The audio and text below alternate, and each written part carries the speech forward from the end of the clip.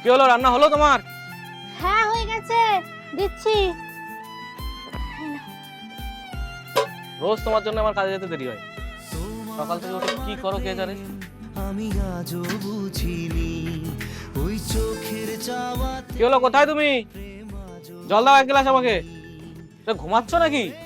হাসছি।